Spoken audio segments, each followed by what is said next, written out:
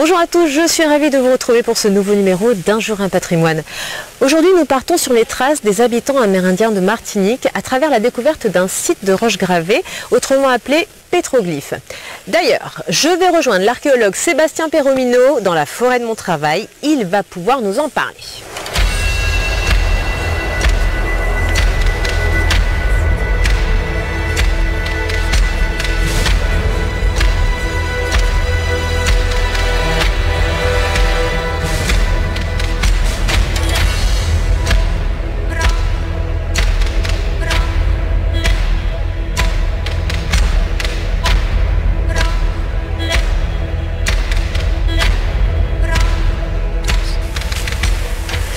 Voilà, on arrive donc sur le site des roches gravées de Montravail. C'était quand même une belle balade pour accéder au site. Oui, tout à fait. C'est toujours très agréable de redécouvrir cette forêt de Montravail qui est la plus grande forêt du sud de l'île avec une superficie de 70 hectares. Ah, très bien.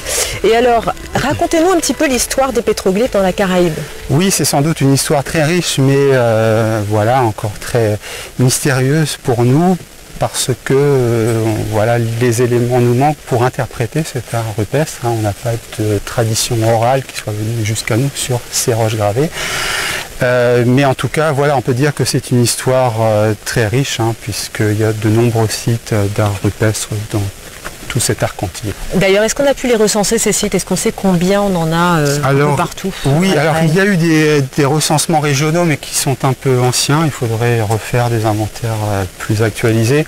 Mais en tout cas, sur l'ensemble des Antilles, on peut dire qu'il y a plus de 150 sites d'art rupestre précolombien. Et ce que je peux dire aussi, c'est qu'entre la Grenade et les îles Vierges, on recense plus de 70 sites d'art rupestre. Voilà. Alors là, pour l'heure, on est sur celui de la forêt de Montravail, comme on vient de le dire. Est-ce que vous pourriez nous parler un petit peu de l'histoire de cette roche, comment elle a été découverte, par qui, à quelle époque?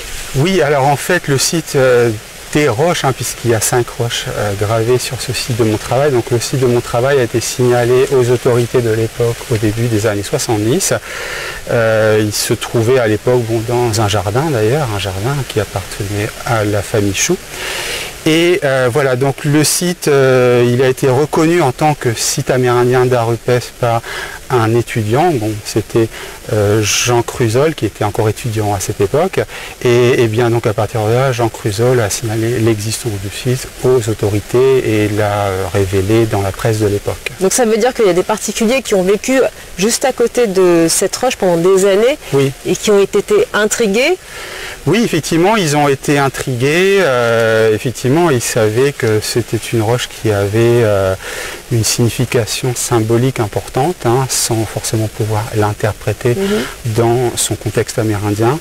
Mais effectivement, la famille Chou a vécu avec cette roche, avec les autres roches de la zone, sur des générations.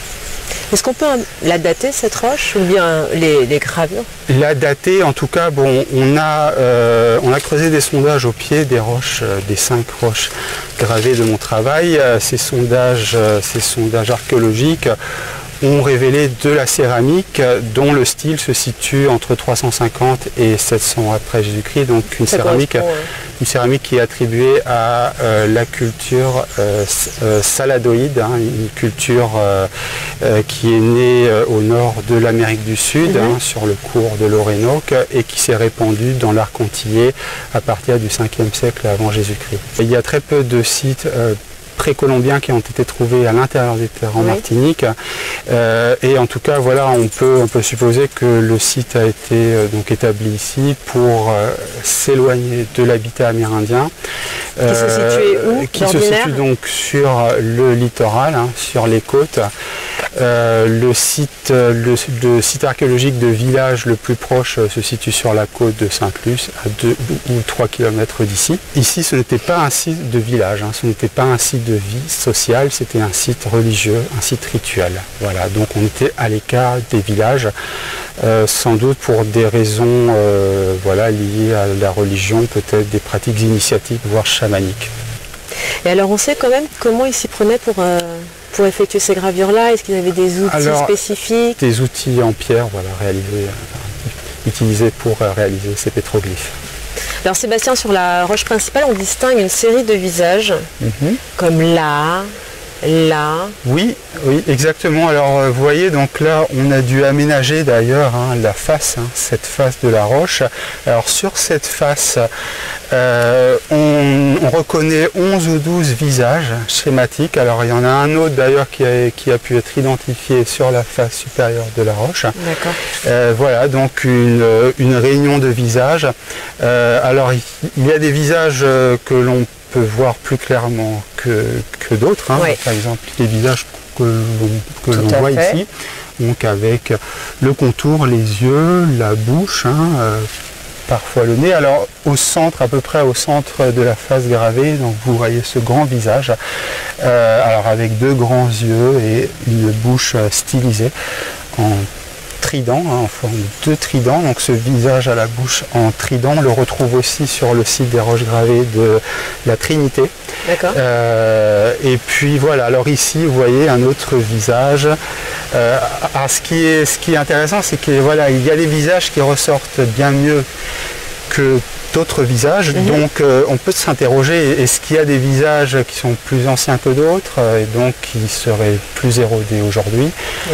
Voilà, est-ce que ces visages ont été gravés sur un temps très long?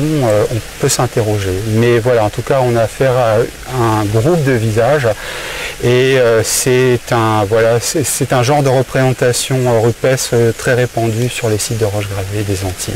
Par contre, la question qu'on se pose, c'est la signification en fait de ces visages. La question piège pour tout archéologue, il faut être très prudent à ce sujet et évidemment les éléments, les arguments, les preuves nous manquent et donc quand on parle de la signification de ce visage, on est très prudent et on se limite à de simples suppositions. Alors par exemple, on peut supposer que ces visages ont pu représenter des ennemis, c'est-à-dire des esprits, des éléments ou des ancêtres. On peut aussi supposer que certains visages font référence à des chefs ou en tout cas des figures importantes des groupes, des villages, des environs. Mais encore une fois, ce sont de simples suppositions, pas des preuves. D'accord. Quel bilan tirer finalement? Ce pétroglyphe ne nous livrera pas tout ce secret. Non, aujourd'hui non. Évidemment, il y a encore bien des recherches à faire sur cette zone. Il faudrait que l'on puisse réaliser des examens, des relevés plus précis d'autres blocs rocheux de la zone. Et puis voilà, il y a encore bien des analyses, bien des réflexions à réaliser sur ce site, certes intrigant et fascinant. Merci beaucoup Monsieur Perolino pour cette superbe découverte. C'est moi qui vous remercie. Quant à nous, on se retrouve la semaine prochaine pour un autre numéro d'Un jour un patrimoine.